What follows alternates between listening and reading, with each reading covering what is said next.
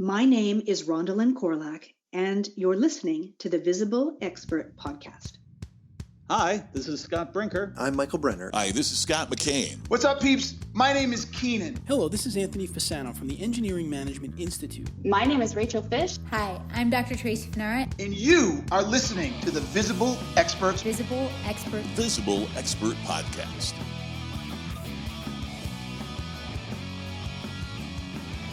Thank you for tuning in to the Visible Expert Podcast. I'm John Tyerman. And I'm Kelly Waffle. And unfortunately and sadly, this will be my last podcast episode with you, Kelly. And I'm sad. It ain't so, John. I'm sad to say that to you and to our listeners. My career has taken a slight turn, but I'm excited because now I get to be a listener and a fan and a follower of the Visible Expert Podcast. Well, I will just say that you've added a tremendous amount to these podcasts, and I've enjoyed every one of them with you. Thanks, Kelly. I really appreciate that. Well, we have a very special episode today with a guest, Rhondalynn Korolak. Oh, great interview. A great interview, and she is a subject matter expert and an authority on value-based pricing. And I'm very interested to hear what your takeaways are from our chat with Rhondalynn. I could go on and on and on, but a couple of things here that I think are fairly provocative that you'll hear from Rhondalynn in the interview is her thoughts on there's no need for timesheets. There's no need to track time, and tracking time is irrelevant to value. So she'll go into that a lot more deeper in the interview. Something else I really thought interesting that she was talking about is you need to base your pricing on what we are willing to pay, not what our clients are willing to pay. That's a huge difference. That's going to require a lot of thinking and noodling to do that. Some of her observations I thought were interesting is just accountants need to change the way that they do things. So they are not traditionally storytellers. They don't know how to communicate visually. So that's something, especially in this new normal, you may want to put a little bit more time on that. And then when Rhondalynn talks about success, she's pretty straightforward and says you just have to put in the hours. You can't fake it. There's no shortcut there if you want to really succeed in the area of accounting and finance. So, Mr. Short Timer, what observations did you have?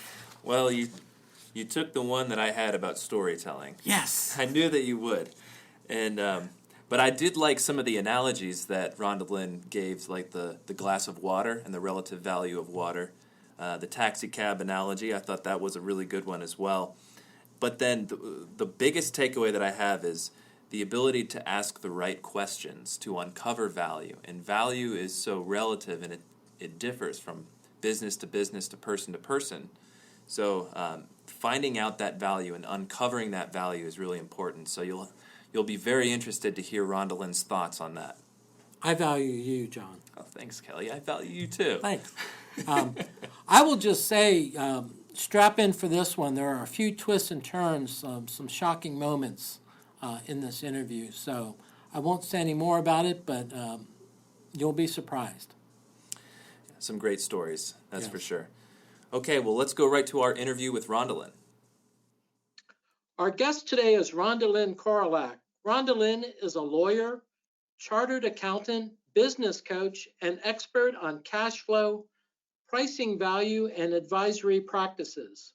She is the managing director of Businest, the application, and a best-selling author. In fact, her latest book is entitled Pricing Value. Rhondalynn, welcome to the Visible Expert Podcast. Thank you so much for having me. Rhondalynn, here at Hinge, we define recognized influencers who share their expertise and experience in the B2B and professional services spaces as visible experts. And this podcast is really focused on sharing the stories of our guests and illuminating the challenges and rewards of building a personal brand. As Kelly mentioned, you're now a best-selling author, entrepreneur, a recognized business coach, Can you tell us a little bit about how your journey started to becoming a visible expert? And did you have any barriers or obstacles along the way? I guess I had some unusual barriers, more unusual than most. I started out my career. I'm originally from Calgary, Alberta, Canada. So I now live in Melbourne, Australia, but I was born in Canada. I started out my career, I guess, doing both law and accounting. So I went to school, practiced as a lawyer, got admitted to the bar, and then went back and did a major in accounting so that I could become a chartered accountant. But I guess one of the things that really shaped my life is that in my last semester of my university, my mother was murdered.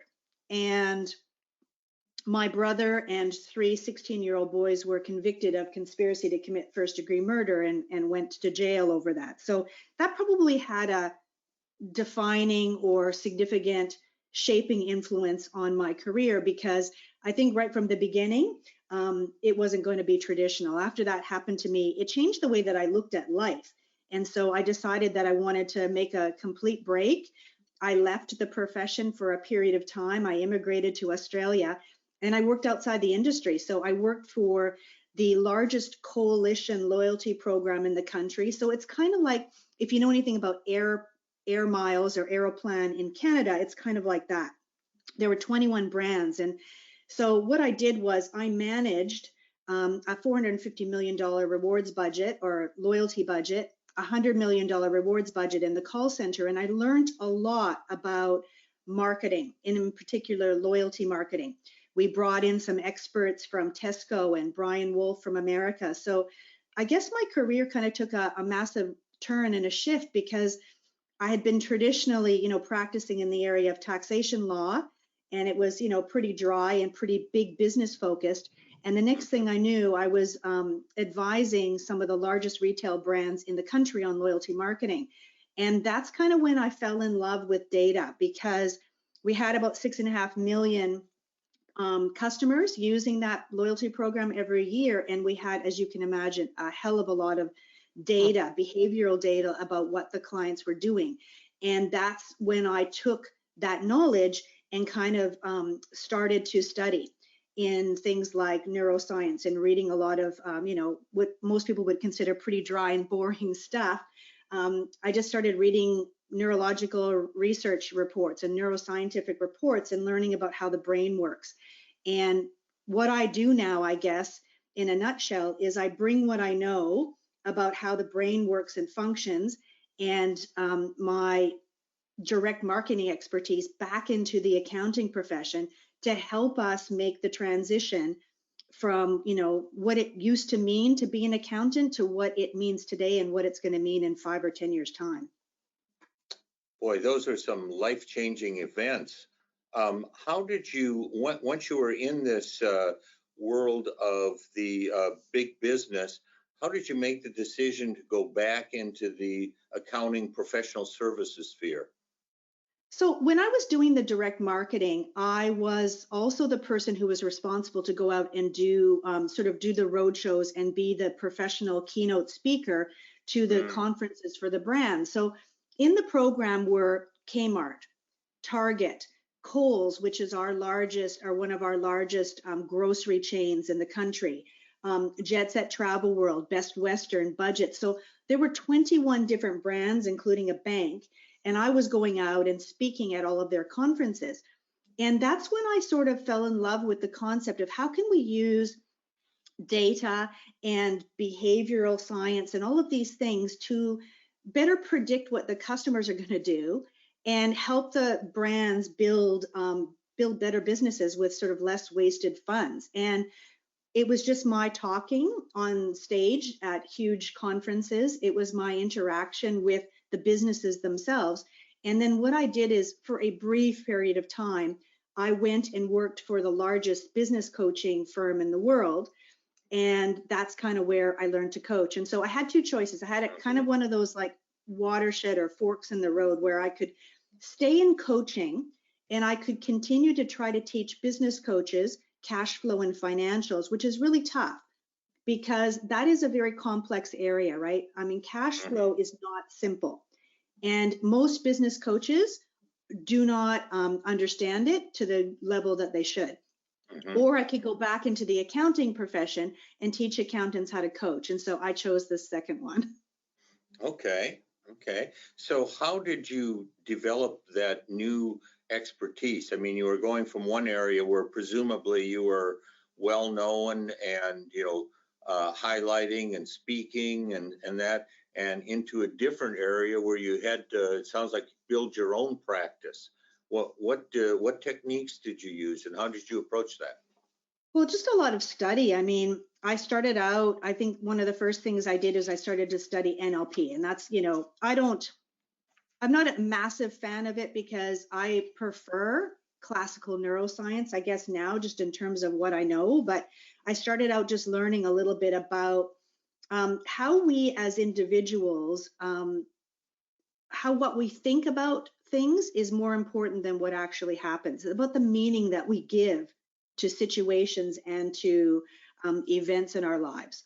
And that was part of it was just personal work for me. I mean, you can probably well imagine that having a major trauma like that, it has a huge impact on a person and their life. And so I was doing a lot of it just to reprogram myself, just to learn a bit more about myself, to figure out, how do I take this incident that happened to me and not let it sort of define who I am in a limiting way? How do I take it and use it to make it so that I move on and that I'm successful because of it, not despite it, which is, a bit of a defining thing. And I studied, I really enjoyed studying clinical hypnotherapy. So I worked for a period of time helping people to overcome massive anxiety and depression. And I really enjoyed working in that area because it was something that was close to my own heart.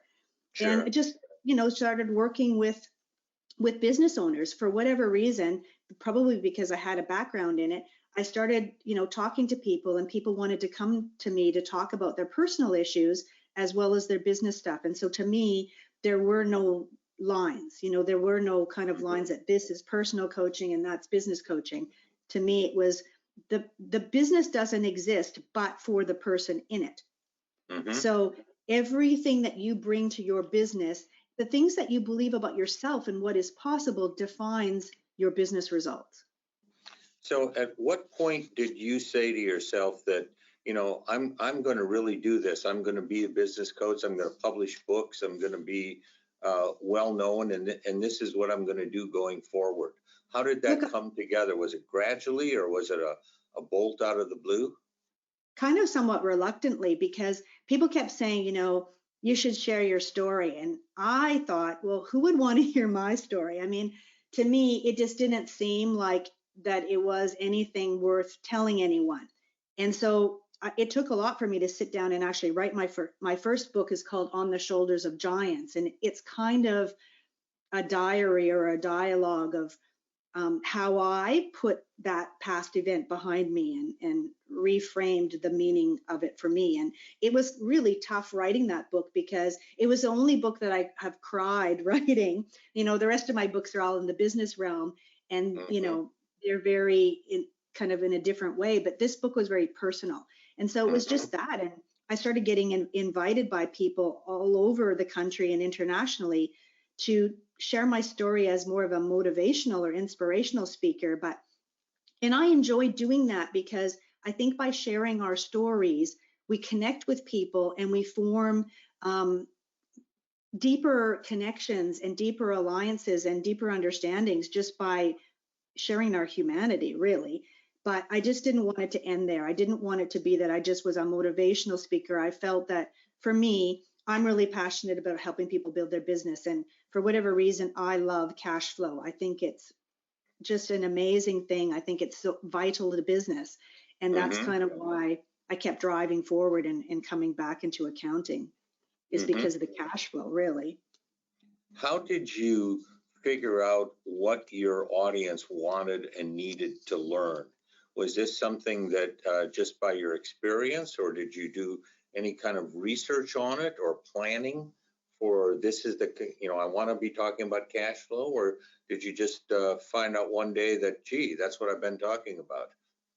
Well, look, I think that me being in the business coaching industry, I quickly learned that it's all about the cash flow.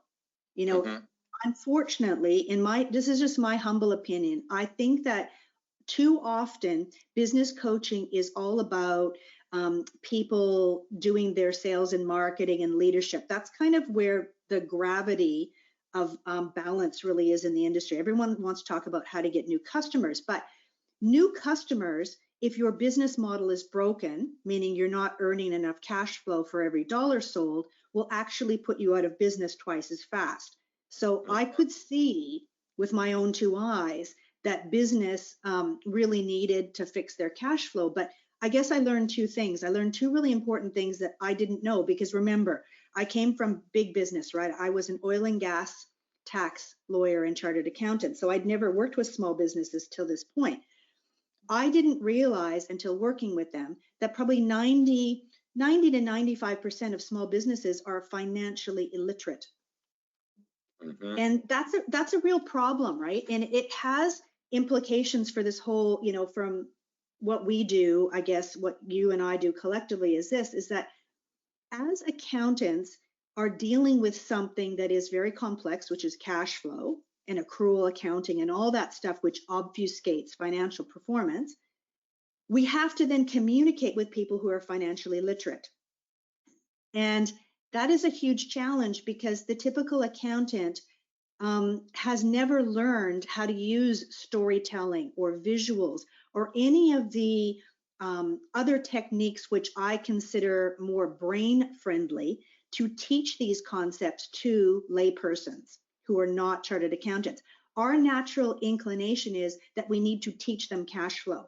And nothing could be further that's why I'm not massively huge on dashboarding and cash flow forecasting at all. I kind of go against the grain of everyone else in the industry, because everyone wants to produce a dashboard and a forecast. Well, number one, dashboarding is not simple. Like from a neuroscientific perspective, often most dashboards and graphs contain far too many variables to be processed easily by the automated structures of the brain. And, you know, people kind of have forgotten that. They think if you drag Excel into the cloud and make a graph out of it, wow, like it's wonderful. But it isn't wonderful for somebody who doesn't understand financials. And, you know, I guess the other thing that I learned is just that small businesses they're not wired to actually want to learn accounting. So we have to figure out different ways to actually communicate this knowledge to them and help them to understand it so that they can just get on with the business of building their businesses, right? And typically, this is a huge chasm, I think, for the accountants to jump, because we've got, you know, pricing issues because we're often pricing our stuff hourly or by fixed fee. We've got communication issues because we're trying to teach people accounting. There are many things that I think are hindering the ability of accountants to make the transition that is being forced upon them by technology. You know, one of the things that our research has learned is that one of the things that is most valued and is most characteristic of a visible expert is their ability to teach people and what they learn from interacting and working with them. And it sounds like that really is in alignment with what your experience has been about how you can actually deliver value to people. Yes, we have to, you know, at the end of the day, it isn't about selling a dashboard. You know, that's the huge misconception is I think that accountants believe that if we sell the dashboard or if we sell the forecast, then, you know, we've done our jobs and we get paid for that. But to me, they're just tools. They're diagnostic tools. They only measure the pain. They don't actually fix it. So the job of the modern day accountant is how do we help the client to fix the problems that are keeping them up at night and causing them to lose sleep, or to achieve the desired transformations that they need to or want to have in their lives. And that could be quite broad, right? And not all pain is financial pain, right? There's strategic pain, personal pain. And most accountants, we've never been taught this stuff in school. We were taught cash flow and we wrote, you know, essays on, you know, why GST was invented and you know, what the reason for it and why it's powerful. And it's like, well, at the end of the day, who cares about that stuff? It's academic. We need to teach young accountants how to communicate with people, to tell the stories, to connect with them on an emotional level, to, you know, create deeper engrams or impressions in the brains of the people that we're talking to. Hey, Rhondalynn, this is Kelly, and I'd like to shift gears a little bit and focus on pricing value. I've read some of your stuff, and I believe you define pricing value as the process of uncovering and quantifying pain points, transformations, feelings, and perceptions that render price a non-issue. You know, it really is the only way to avoid sticker shock and the constant threat of price objections. Yet, as we were talking about earlier, you know, research shows that 85% of the revenue earned by accountants still comes from time-based pricing. What do you see happening with professional services firms around value and pricing? And don't clients hate being charged by the hour? Well, look, no one wants to be charged by the hour. It reminds me of, you know, someone hops into a taxi cab in a foreign city that they don't know, and all you can see is the time ticking, right? Getting higher and higher, and you're sort of wondering, you know, when's this going to end? And is this guy driving me around and around in circles, or is he taking me direct to my destination? Our accounting clients are exactly like that. Sometimes they're afraid to call us because they don't want to be billed for it. And that is not a good position to be in. We need to be in a position where clients want to call us. And in fact, we're the first person that they think of when they need help. So to me, I guess I want to approach the concept or the prospect of teaching accountants this value-based pricing in a different way. And that's the only reason why I've introduced this new phrase, which is called pricing value. And it's really simple. Right now, accountants, in my humble opinion, are so focused on the pricing semantics. And I think that that's a massive downfall. We've got a situation where clients don't want to bill by the hour. They want to, you know, have a different relationship with us. But most accountants are so focused on crazy questions like, you know, do I need to have 3 packages, and why do I need to have that? And how do I get paid what I'm worth? And none of those questions are, in my opinion, quite helpful, because they're diverting us off what we should be focusing on, which is 100% how do we create, communicate, deliver, and capture more value? And the value question has to come first. So for me, pricing value is about putting the focus squarely on this whole value concept and focusing first on value, because I believe that you have to lift your value game first before you actually earn the right to put your prices up. It doesn't work in reverse. You don't put your prices up and then hope that you can sell the value. The value has to be established first before you set the price. So how do you go about doing that? Well, we need to become better at asking questions. You know, typically what has happened in the accounting industry, and this is true for bookkeepers and accountants, is we are like order takers at McDonald's, right? We do what the clients ask us to do. They want bookkeeping, they want payroll, they want their taxes, you know, they bring us their stuff, we do it. If you want to price the value, you have to go beyond that. I mean, compliance or transactional tasks are notoriously difficult to value price because the client can't tell the difference between the tax return you did and the one that will be done by Bob down the street. And that's a huge problem, right? If the client can't tell the difference, there's not enough differentiation, then it's pretty hard to value price. You're going to constantly get grounded down on your price. And that's unfortunately where most accountants find themselves right now. I wanted to follow up with another question. I was looking at some of your stuff and I was intrigued with your thoughts around timesheets. Can you talk a little bit about timesheets and how they work with or don't work with the concept of pricing value? Well, they don't work with the concept at all. There's no need for timesheets. Timesheets made sense in the old world where we needed to track our time because the time was a vital component to how we build people by the hour. So if we move to a value pricing model where we are basically only concerned with the result that we deliver to the client, and the client is only concerned with the actual result and how quickly it's turned around and, what happens during the relationship. There's no need to track time, right? Because time is irrelevant to both value, and it's also actually irrelevant to the internal workings of your firm. I mean, it's really interesting because the time tracking is actually the most difficult aspect for most accountants to get their heads around, letting go of that, because they think that they can drag their legacy thinking and all of their, old mindsets into the new realm of pricing value, and you can't. You can't. It's interesting, right? Because it's, unfortunately, unless you are a brand new accountant and you have never practiced before and you're starting out today, you have probably brought some of these legacy ideas and thoughts and restrictions with you into the realm of pricing the value. And it's, to me, about letting go of that stuff. Like, we actually have to unlearn a whole bunch of stuff that's no longer relevant. It's not helpful, and it's probably incorrect before we can actually move to the new realm of pricing value. And to me, that's actually the biggest challenge. The biggest challenge isn't that all of a sudden I'm going to make the decision to do value-based pricing. It's executing it well or masterfully, because you have let go and unlearned all the stuff that is not going to help you make the transition. Rhondalynn, what would you say to a company or a professional services firm that they tried value pricing and it didn't work?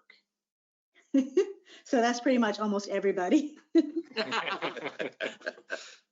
Look, the devil's in the detail, right? It comes down to execution. You can try value pricing and it may or may not be successful. But here's the thing.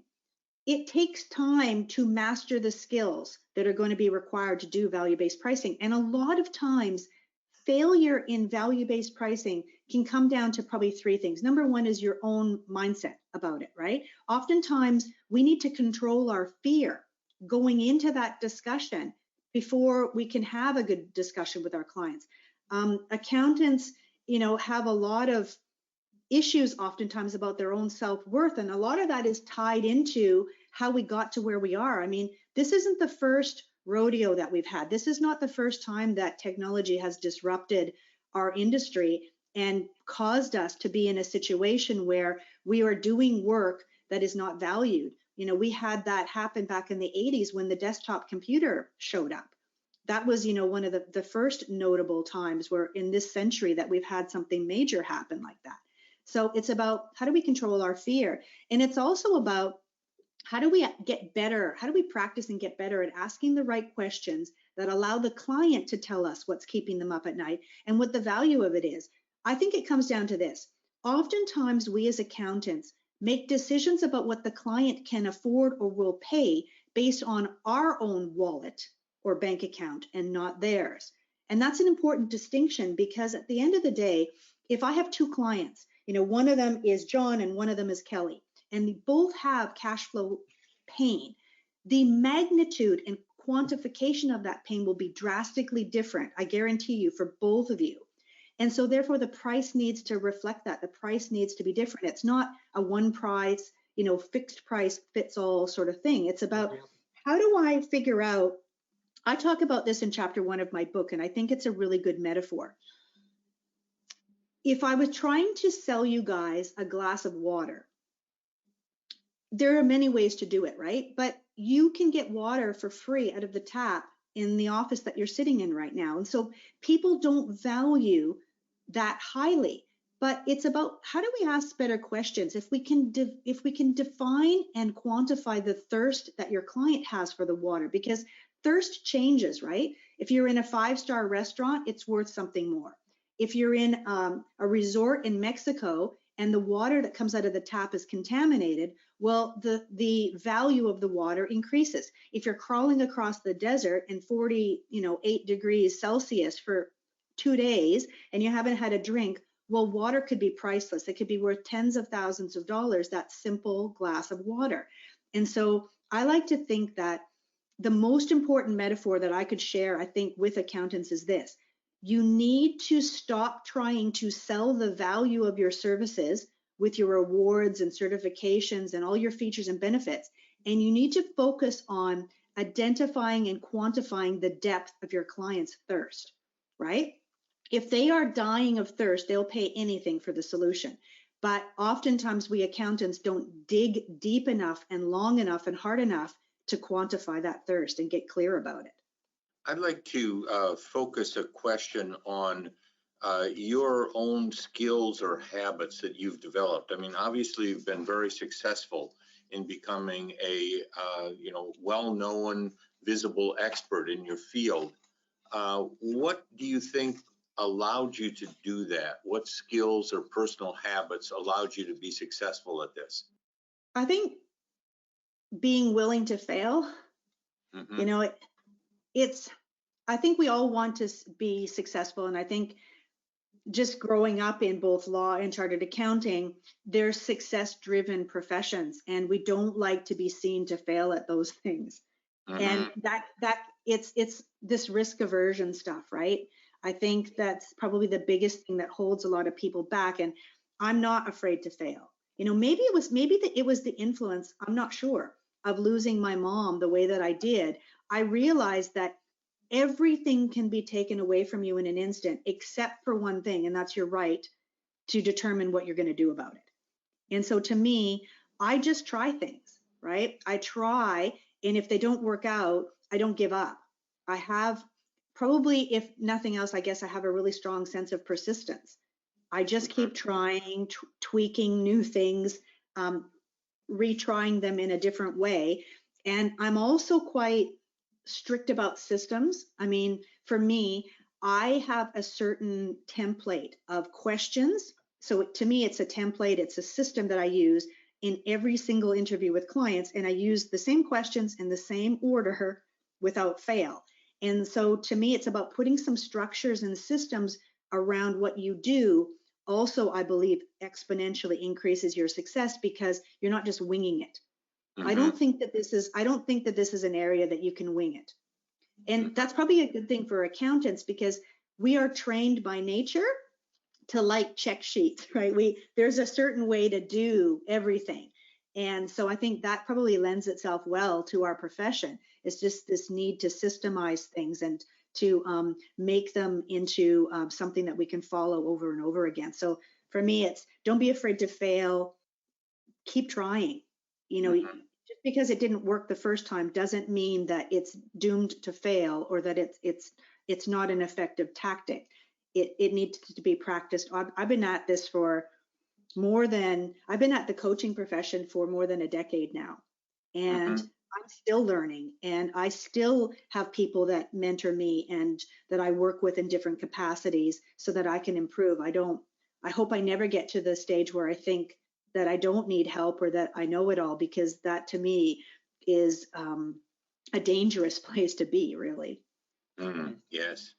You know, as you kind of look back on your career as a visible expert, the specialty you've developed and the visibility that you've gained, you know, how has that impacted you and your practice? You know, how integral has that been to your success? I guess it depends on how you define success, right? Well, how do you define it? For me, I define success is that I've gotten to do things in my life that truly make me feel like I'm making a difference and a contribution and making me happy. So I guess I define it maybe a little bit differently than some people might. Maybe some people are more financially driven. I don't know. I like to try new things. I like to help people. I like to see the change that I'm making, I guess, in the practices of the people that I work with. So to me, that's kind of what drives me. But I think that the most important thing is it's important to get out there and really share what you do with people, because it's actually through being visible and being out there and interacting that you will learn subtle nuances that will help to kind of morph and shift your own understanding and mastery of what you do. I mean, oftentimes, there's so many people that are out there that it's hard, right? Because social media is the platform for everyone to say that they're an expert in everything. But the proof is always in the pudding, right? It's about the hours that you put in. And I think that you cannot fake that, because people can tell. I've had many instances where people have tried to take what I've done and morph it and use it as their own. But if you haven't created something, you don't understand it to the depth that the person who created it does. And that, eventually ferrets its way out. Mm-hmm. Makes itself known. Yeah, you trip up because you don't understand the model as well as the person who created it. And so I think it's really important to find your own ways to do things, because if you're just taking someone else's practices and their models and never challenging why they were put together that way and digging deep and finding your own nuances, I question whether you fully understand it or not. Mm-hmm. So, Rhondalynn, if you could go back in time, would you do anything differently? Yeah, probably. I probably would do a lot of things differently, but would it change the result? Possibly not, right? Mm-hmm. I think that we all are brought here for a reason, and that we all have special gifts that we are here to share. And I think that you can make different choices and they may take you in slightly different directions, but for the most part, I think it doesn't really matter. I'm, I guess, one of those people that there are things that I would like to change, but even if I did, I'm not 100% convinced that it would necessarily change the trajectory of my career or my life in any way. I wish that I didn't have to go through some of the things that I do, but that I have gone through in my life. Losing my mom was a huge influence on me, but perhaps without that, I might not have moved to Australia. Perhaps without that, I might not have left the profession. Like, I could still be at PricewaterhouseCoopers in Canada. Maybe I'd be really happy, doing my tax career. But the likelihood of me switching and moving to a different country and switching careers and going into business coaching and working with small businesses, it might not have happened that way. And I'm grateful that it did, because I think I'm where I'm supposed to be. It feels right to me anyway. So, Rhondalynn, if people wanted to go and buy Pricing Value or any of your other books, where should they go? Pricing Value is easy to find because it's just pricingvalue.co, and it's also available on Amazon and iTunes. And my other books, so I've got a few of them with some unusual titles, as you guys probably know: Financial Foreplay, Sales Seduction. All of that stuff are also available on Amazon and iTunes, and also from us direct. So I would love to, hear your feedback. If you are reading my materials and you want to chat about any of the concepts, don't be shy. I'm very approachable and easy to find on social media. Very good. Well, thank you so much for your time and insights, Rhondalynn. It's been a great interview. Thank you for having me. I really appreciate it. If you found this interview interesting and want to learn more, go to hingemarketing.com and please give us a rating and a review. And if you know of any research teams in Antarctica, tell them to tune in to the Visible Expert podcast. Thanks for listening.